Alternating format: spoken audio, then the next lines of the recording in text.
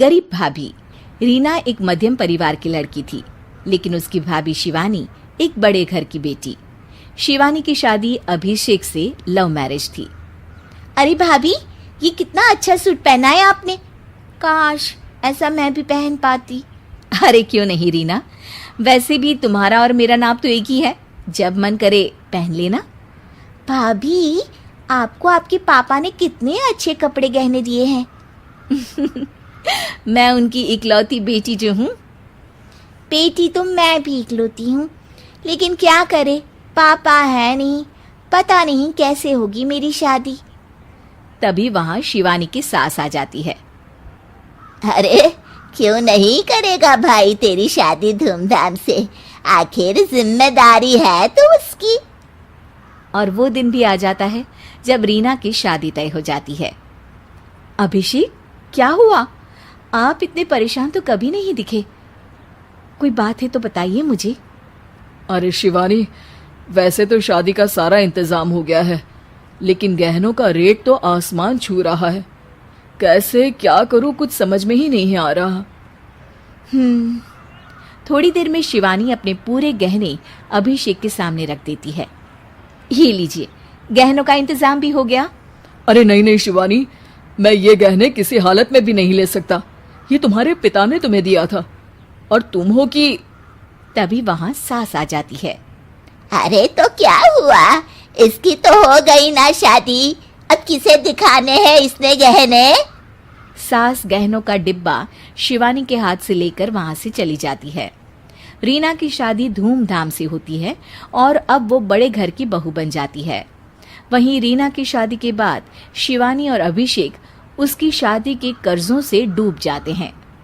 मैं सोच रही हूँ नौकरी करनी शुरू कर दूँ, वैसे भी पढ़ी लिखी हूँ, आपकी थोड़ी मदद भी हो जाएगी। वैसे शिवानी, कुछ दिन कर लो तो अच्छा ही होगा, क्योंकि ज़रूरत भी है। अब शिवानी भी नौकरी करने लगती है और घर खर्चे में अभिषेक का हाथ बटाती है।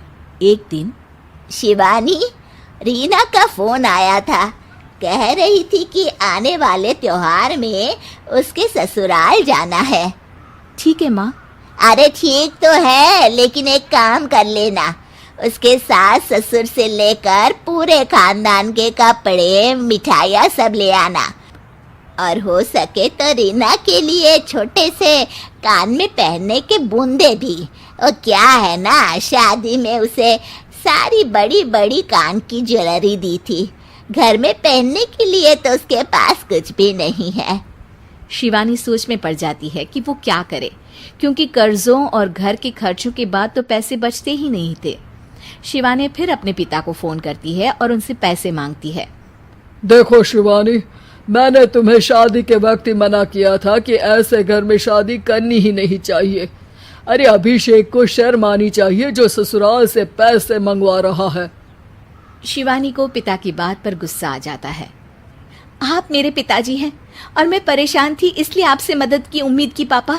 अभिषेक को तो पता भी नहीं है कि मैंने आपसे पैसे मांगे हैं। शिवानी सोचती है कि वो अभिषेक से बात करे, लेकिन फिर उसे लगता है कि वो टेंशन ले लेगा। तभी शिवानी की नज़र हाथ के कंगन पर पड़ती है, सीधे बाजार जाती है और उसे बेचकर ननद के घर ले जाने का सारा सामान लेकर आती है और सास के सामने रख देती है।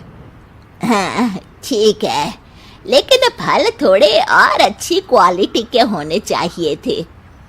शिवानी कुछ नहीं कहती, वहां से चली जाती है। एक दिन शिवानी, रीना का फोन आया था, बहुत रो रही थी। क्यों माँ, क्या हुआ?